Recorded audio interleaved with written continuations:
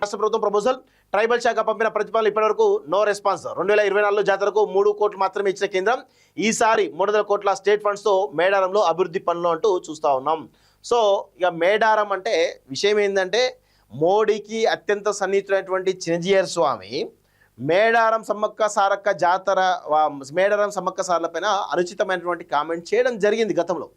So అలాంటి పరిస్థితుల్లో అసలు సమ్మక్క సారక్క పైన బీజేపీ స్టాండ్ ఏంటి అంటే వాళ్ళు వనదేవతలు కాబట్టి వాళ్ళు అసలైన దేవతలు కాదు కాబట్టి వాటిపైన ఈరోజు వాటి చిన్న చూపు చూసే ప్రయత్నం చేస్తూ ఉంటారు. సో తెలంగాణ ప్రజలారా, సమ్మక్క సారలమ్మలను ఆరాధించేటువంటి భక్తులారా, ఒకసారి బీజేపీ అవలంబిస్తున్నటువంటి విధానాలను ఒకసారి మీరు గమనించండి. ఈరోజు నిజంగా చిత్తశుద్ధి ఉంటే బీజేపీకి కేంద్రం నుంచి కోట్ల రూపాయలు, 100 కోట్ల రూపాయల డబ్బులు పంపించాలి. కానీ ఈరోజు పంపించకుండా కేవలం ఎందుకంటే సమ్మక్క సారలమ్మల పైన చిన్న చూపు చూసేటువంటి ప్రయత్నం చేస్తూ ఉంటారు బీజేపీ. ఎందుకంటే బీజేపీకి ఆర్ఎస్ఎస్కు సమ్మక్క సారలమ్మలు అంటే ఈ వనదేవతలు అంటే చిన్న చూపు. సో మనమేమో చాలా నియమనిష్టలతోటి మనం పూజలు చేస్తూ ఉంటాం, ఆ సమ్మక్క సారలను కొలుస్తూ ఉంటాం. వాళ్ళకి నచ్చదు, ఎందుకంటే అదంతా బీజేపీ ఆర్ఎస్ఎస్లు అన్నీ కూడా ఆర్యన్ సంప్రదాయంతో ఉంటాయి.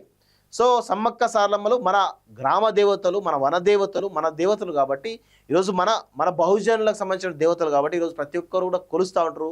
సో అందుకే బీజేపీ సమ్మక్క సారలను అవమానిస్తుంది అనేది కూడా ఒకసారి మైండ్లో ఫిక్స్ కాండి. ఫిక్స్ అయితే బాగుంటుంది. సో ఎందుకంటే ఒకవేళ నిజంగా ఉంటే వీళ్ళు పంపించేవాళ్ళు, డబ్బులు పెద్ద ఎత్తున పంపించేవాళ్ళు. ఒకవేళ ఆ జాతర పైన ప్రేమ ఉండి ఆ జాతరను గౌరవిస్తే, ఆ సమ్మక్క సారలమ్మను కొలువి ఇస్తే కనుక, వాళ్ళు ఆరాధిస్తే కనుక ఖచ్చితంగా పంపేవాళ్ళు. కానీ వాళ్ళకి ఆ ఇష్టం లేదు కదా. చిరంజీవి స్వామి కామెంట్ చేసిండు ఆ యొక్క విధవ. అవును, వాడు ఒక విధవనే కదా.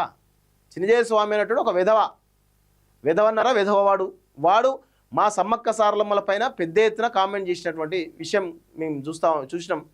వాడిని ఇంకా గౌరవించేది, వాడిని ఎందుకు గౌరవించాలి చిరంజీవి స్వామి అనేటువంటి? దక్షిణ భారత దేశ కుంభమేళగా ప్రసిద్ధి చెందినటువంటి మేడారం జాతరపై కేంద్రం సైలెంట్గా ఉన్నది.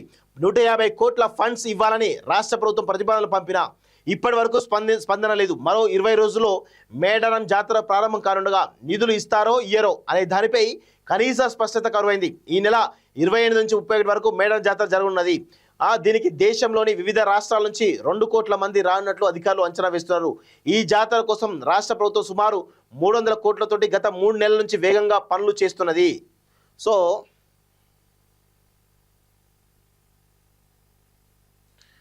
సమ్మక్క సారలమ్మ గద్దెలను ఆధునీకరిస్తున్నారు.